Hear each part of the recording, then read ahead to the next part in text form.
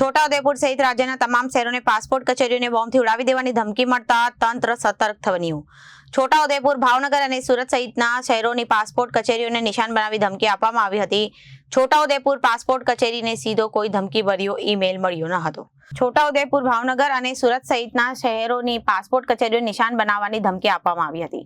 Chhota Udepur passport કચેરીને સીધો કોઈ ધમકીભર્યો email મળેલ ન હતો, પરંતુ રિજનલ પાસપોર્ટ ઓફિસ અમદાવાદ દ્વારા માહિતી આપવામાં આવી હતી કે કેટલીક પાસપોર્ટ કચેરીઓને RDX વડે ઉડાવી દેવાની ધમકી આપવામાં આવી. આ જાણના અનુસંધાને સાવચેતીના ભાગરૂપે છોટાઉદેપુર સ્થિત પાસપોર્ટ કચેરી તાત્કાલિક બંધ કરવામાં આવી હતી. કચેરીને સંપૂર્ણ ખાલી કરવામાં આવી હતી. હાજર અરજદારો અને સ્ટાફને સુરક્ષિત સ્થળે ખસેડવામાં આવ્યા હતા. છોટાઉદેપુર જિલ્લા પોલીસ SP કચેરીનો સ્ટાફ, ફાયર બ્રિગેડ તથા 108 એમરજન્સી સેવા ટીમે ઘટના સ્થળે દોડી આવી હતી. સમગ્ર પરિસરને સુરક્ષિત બનાવવામાં આવ્યું હતું. પોલીસ દ્વારા સઘન તપાસ હાથ ધરવામાં આવી હતી. તપાસ દરમિયાન કોઈ પણ પ્રકારની શંકાસ્પદ અથવા વાંધાજનક વસ્તુ મળી આવી ન હતી. ત્યારબાદ તંત્રએ રાહતનો શ્વાસ લીધો. છોટાઉદેપુર પાસપોર્ટ ઓફિસમાં સવારે 10 વાગ્યાની આસપાસ પાસપોર્ટ રિજનલ ઓફિસ અમદાવાદ દ્વારા જાણ કરવામાં આવી હતી કે પાસપોર્ટ ઓફિસ લાગતી RPO ને લાગતી તમામ પાસપોર્ટ ઓફિસને RDX બોમ્બ દ્વારા ઉડાડી દેવામાં આવશે.